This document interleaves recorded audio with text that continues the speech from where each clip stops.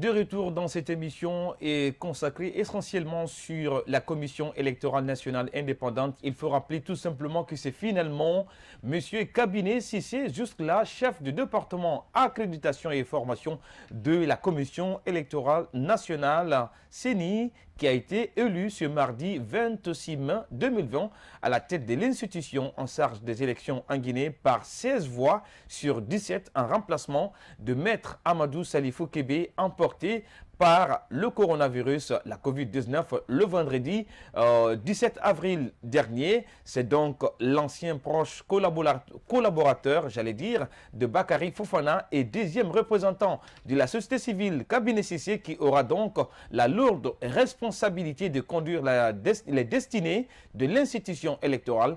Ainsi, après Ben Sekou Sila, Luceni Camara, Bakary Fofana et Maître Amadou Salifou Kébé, c'est Kabinet Cissé de la société civile qui devient le quatrième patron de la Commission électorale nationale indépendante. Pour en parler, nous recevons un second invité dans cette émission. Il n'est autre que M.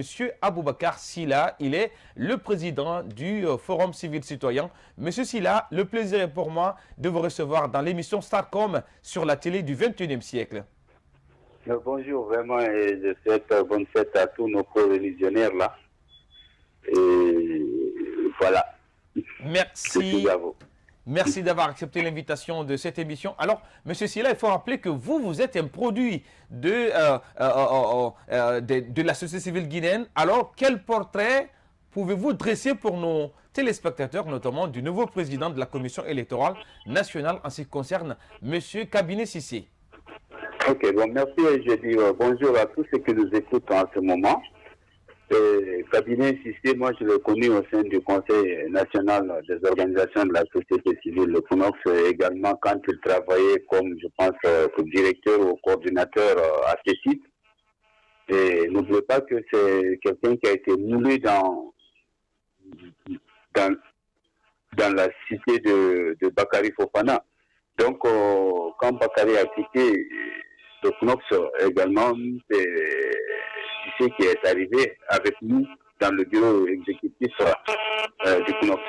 Donc, pour moi, d'abord, c'est quelqu'un qui connaît les activités communautaires et c'est un acteur de la société civile vraiment aguerri. Il faut reconnaître cela. Et l'aspect le plus important, et il a travaillé aussi au sein de cette institution qui est la CENI. Et il a occupé une place aussi importante qui était celle de la commission d'organisation de tout ce processus. Donc si aujourd'hui il arrive là-bas comme président, moi je le souhaite bonne chance, mais il ne faut pas s'attendre aussi à grandes choses. Et vous avez raison de le dire qu'il ne faut pas s'attendre à grand chose, parce qu'il faut dire que M. Kabinet Cissé sort notamment de la grande miette parce qu'il n'est pas connu par le grand public. Alors, il faut dire que malgré les réserves de certaines personnalités ou des acteurs politiques sur les représentants de la société civile qui ont été jusque-là président de la Commission électorale nationale indépendante, est-ce que vous, en tant qu'acteur de cette même société civile, vous pensez que voilà, c'est rassurant de reconduire un autre représentant de la société civile à la tête de l'institution, en plus des missions ratées déjà des autres représentants de cette société civile à la tête de l'institution électorale en Guinée? Oui, quand vous prenez les 80% de ces présidents, ils viennent tous de la même structure que le CONOX. Mais ça, c'est aussi, à part Ben Sekou Sila, qui était vraiment une émanation de la société civile. Parce que lui, au moins, il a fait l'unanimité de l'ensemble des corporations de la société civile. Mais malheureusement, depuis 10 ans, disons que c'est le pouvoir qui choisit ces hommes au sein de leur propre société civile.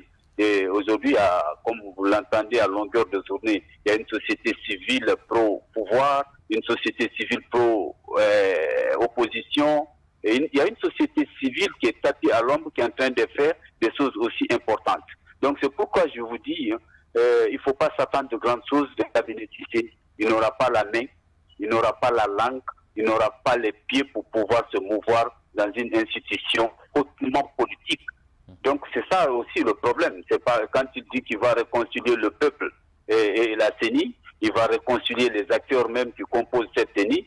Il n'aura pas ce pouvoir pendant qu'il y a une CENI plus qui travaille déjà à Sékou-Touré sous la présidence du professeur Alpha Condé. Il ne faut pas l'occulter.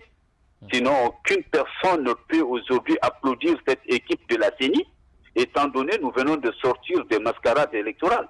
Et vous avez vu combien de morts et combien de préfectures aussi ont suivi ces élections. Donc, il ne faut pas s'attendre de grandes choses de cabinet. Le cabinet sera une marionnette qui sera manipulée et utilisée sous les crêts du vent de Sékou Touré. Alors, M. Silaï, il faut rappeler que, vous le rappelez tout à l'heure, que M. Kabilé Sissi vient du CNOX, Conseil national des organisations de la société civile de Guinée, qui aujourd'hui ne fait pas l'unanimité. Alors, quel crédit il faut accorder notamment en ce qui concerne, c'est pas la probité morale d'un tel monsieur qui est issu d'une structure qui ne fait pas l'unanimité? Oui, c'est ce que je dis. Vous savez, aujourd'hui, regardez, cabinet ici, Mamadi Touakaba, mais vous les avez vus. Lui, là, il vient d'avoir un décret, le nommant comme chef de cabinet à l'Assemblée. Il est venu nulle part que de ce CNOX-là. Est-ce que c'est la seule organisation de la société civile de ce pays? Mais c'est des gens qui sont au service du gouvernement. Il faut même pas passer par 4 chemins. Donc, c'est pourquoi j'ai dit à l'entame de cette émission, de notre intervention, il ne faut pas s'attendre des miracles de cet homme, parce qu'il n'aura pas la main, il n'aura pas la langue. Donc, c'est une organisation qui ne représente que des individus aujourd'hui. Et les grandes organisations qui étaient là, elles ne sont plus là. Regardez l'ordre. L'ordre s'est retiré. Il y a beaucoup d'organisations qui ne sont plus, qui faisaient, regardez le mouvement syndical d'alors. Et ils ne sont plus au sein du CNOX. Donc, comment je peux dire, c'est un vide qui est en train de circuler. Mais comme il y a des individualités militantes et qui militent pour les actions du gouvernement, vraiment, c'est comme le CONASOC et le CNOX, c'est la même chose. Mais est-ce que ce sont les seules plateformes de ce pays? Chaque fois qu'on ne puise que parmi eux, et encore, moi, je n'hésiterai pas de vous dire, et c'est deux personnes qui ont des connotations de nom à connotation malinquée, qui se sont succédés à la CENI. Il faut oser le dire. Est-ce que c'est les meilleurs? Non, je dirais non. Donc, c'est pour vous dire que c'est des gens qui sont au service de leur parti, qui sont en train de réfléchir, et bien amener au sein de la CENI. Il ne faut pas s'attendre à grandes choses. Alors, mais l'homme, tel qu'il est, je dis bien, l'homme, il a une compétence dans le mouvement des organisations de la société civile, dans le développement communautaire. Je l'ai vu travailler avec Cécile. Là, il n'y a pas de problème. Dans le processus électoral, quand Bakary était président de la CENI, on a vu Cécile de travailler souvent avec la CENI. Donc, tout ça là, c'était des incompatibilités. Et regardez, chaque fois qu'il y a un contrat qu'on passe, entre la CENI et les organisations de la société civile, on donne à la CENI, au CNOX, à travers dans ça, on ne fait ça le pays, quoi. Voilà. Il n'y a eu jamais un appel d'offres ouvert aux organisations de la société civile pour pouvoir compétir pour un contrat à la CENI. On appelle le CNOX à travers dans ça, on le donne, et bien voilà, c'est fini, on passe. Où est le problème? Donc voilà, donc c'est une bande de copains qui est en train de tourner autour. Et bien, il ne faut pas que ce peuple s'attende à des miracles à travers ceci. Alors, il faut dire quand même, désormais, parlant des grands défis qu'attend le nouveau président de la Commission électorale nationale indépendante, il y a la question du fichier électoral qui reste toujours une pomme de discorde entre les acteurs politiques. Vous, quelles devraient être les priorités de ce nouveau président de la Commission électorale nationale indépendante? Donc aujourd'hui, il faut pas on ne va pas reprendre la roue. Il y a un diagnostic qui a été fait par des institutions internationales crédibles sur l'échiquier international. Il y a aussi la feuille de route de revendication de l'opposition, étant de la mouvance, qu'ils mettent l'ensemble de ces recommandations en branle et qu'on ait un fichier vraiment digne d'un fichier qui est accepté de tout le monde. Eh bien, il n'y a aucun problème. Mais ils n'ont pas la main, j'ai dit, ils ne pourront pas le faire. Voilà. C'est ça aussi le problème. Il n'a aucune priorité. Il ne travaillerait que sur la priorité du président de la République. Monsieur Aboubakar Sylla, merci d'être passé chez nous et à bientôt. Merci vraiment. Alors, vous l'avez compris, c'était un peu la réaction d'un acteur de la société civile après, notamment de M. Mamadou Babadiko, député à l'Assemblée nationale. Et nous, en ce qui nous concerne, on va marquer une courte pause et clôturer cette première partie de l'émission, ça consacrée essentiellement à l'élection de M.